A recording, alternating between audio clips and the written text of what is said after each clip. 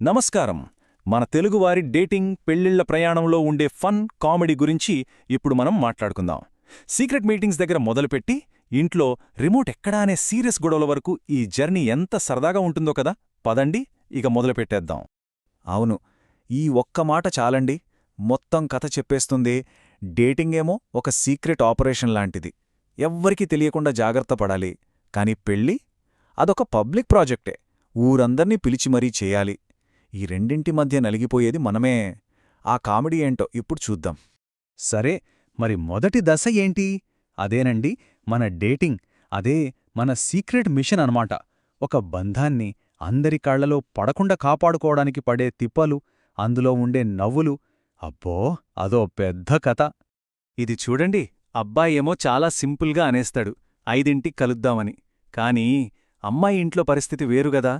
అక్కడ ఆ 5 గంటల మీటింగ్ కోసం ఒక ఎక్స్క్యూజ్ ప్లానింగ్ కమిటీ సమావేశం జరగాలి. 6ంటికి ట్యూషన్ చెప్పానని ఇంట్లో చెప్పాను. సో అసలు మీటింగ్ కన్నా ఈ సాకులు చెప్పే ప్లానింగ్కి ఎక్కువ టైం పడుతుంది. ఇదిగోండి, ఇది మనందరి ఇళ్లలో జరిగేదే. ఫోన్ రాగానే అవతలి వాళ్లు ప్రేమగా మాట్లాడదామని అనుకుంటారు. కానిక్కడ మన గొంతేమో చాలా మెల్లగా, ఫ్యాన్ సౌండ్ ఏమో గట్టిగా ఉంటుంది. అమ్మ పక్కనే ఉంది, వాట్సాప్లో మాట్లాడు అనే డైలాగ్ వెనక ఎంత టెన్షన్ ఉంటుందో మనందరికీ తెలుసు. ప్రైవసీ అనేది ఒక అందని మిరాకిల్ లాంటిది. దీన్నే మనం ముద్దుగా తెలుగు బ్లూటూత్ సిస్టమ్ అని పిలుచుకోవచ్చు.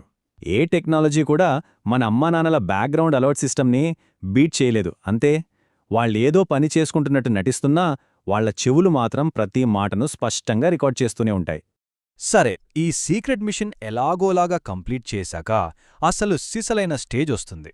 అదే ఫ్యామిలీ అప్రూవల్. ఇదొక అగ్ని పరీక్ష లాంటిది. ఇంటికి మొదటిసారి వెళ్ళినప్పుడు జరిగే ఇంట్రాగేషన్ గురించి ఎంత చెప్పినా తక్కువే. ప్రశ్నలు చూశారా, ఏం జాబ్, జీతమెంత, ఫ్యూచర్ ప్లాన్స్ ఏంటి అని ఒకదాని తర్వాత ఒకటి. ఇది పరిచయ కార్యక్రమంలా అస్సలు ఉండదు. ఏదో సీరియస్ జాబ్ ఇంటర్వ్యూకొచ్చిన ఫీలింగ్ వస్తుంది. అప్పుడు ఆ వ్యక్తి మనసులో అనుకునే మాట ఇదే: అమ్మ బాబోయ్, నా జాబ్ ఇంటర్వ్యూలో కూడా ఇంత టెన్షన్ పడలేదే అని. నిజమే కదా, ఆ ప్రెషర్ అలాంటిది మరి. ఇక బంధువుల గురించి మనం ప్రత్యేకంగా మాట్లాడుకోవాలి. వాళ్ల దగ్గర మన లైఫ్కి సంబంధించి ఒక రెడీమేడ్ ప్లాన్ ఉంటుందన్నమాట. పెళ్లి కాకముందు ఎప్పుడు పెళ్ళి, పెళ్ళయ్యాక గుడ్ న్యూస్ ఎప్పుడు, పిల్లలు పుట్టాక రెండోదెప్పుడు, ఆ పిల్లాడింకా నడక నేర్చుకోకముందే ఇంజనీరింగ్ చేస్తాడా అని కూడా అడిగేస్తారు. వాళ్ల ప్లానింగ్ ముందు మన ప్లానింగ్ అంతా వేస్ట్. ఇది మన కల్చర్లో ఒక స్వీట్ అండ్ ఫనీ ఫ్యాక్ట్. పైకి అందరూ జాతకాలు కలవాలి, సంప్రదాయాలు ముఖ్యం అంటారు. కాని లోపల అసలైన మ్యాచింగ్ ఎక్కడ జరుగుతుందో తెలుసా? శాలరీ స్లిప్ దగ్గర. సో హారస్కోప్ మ్యాచింగ్ తర్వాత శాలరీ స్లిప్ మ్యాచింగ్ అన్నమాట. సరే, డేటింగ్ అయ్యింది, ఫ్యామిలీ ఓకే చెప్పింది. ఇప్పుడొస్తుందే అసలు సినిమా. అదే పెళ్ళి, ది గ్రాండ్ ప్రొడక్షన్. ఇక్కడ జంట కోరికలకి, కుటుంబం అంచనాలకి మధ్య ఒక పెద్ద యుద్ధమే జరుగుతుంది. పాపం, పెళ్లి చేసుకోబోయేవాళ్లు చాలా సింపుల్గా అడుగుతారు, మాకు సింపుల్ వెడ్డింగ్ చాలు అని. అది వాళ్ళ ఫీలింగ్. కానీ ఫ్యామిలీ డిక్షనరీలో సింపుల్ అనే పదానికి అర్థం వేరే ఉంటుంది. వాళ్ళ సింపుల్ లిస్ట్ చూడండి: హల్దీ, మెహందీ, సంగీత్, రిసెప్షన్. అక్కడితో ఆగదు. Pre wedding, post wedding, drone shoot, చివరికి ఆ స్లో మోషన్ వాక్ కూడా ఉండాల్సిందే. అప్పుడు అనిపిస్తుంది, ఇది పెళ్ళా లేక సినిమా షూటింగా అని. అమ్మయ్యా, ఆ పెళ్ళి అనే పెద్ద ఈవెంట్ కూడా అయిపోయింది. ఇక ఇప్పుడు కథ రెండో భాగంలోకి ఎంటర్ అవుతుంది. పెళ్లి తర్వాత అసలు చిత్రం ఎలా ఉంటుందో చూద్దాం. అసలు కథ ఇప్పుడే మొదలవుతుంది. పెళ్లికి ముందు, పెళ్లి తర్వాత మాటల్లో ఎంత తేడా వస్తుందో చూడండి.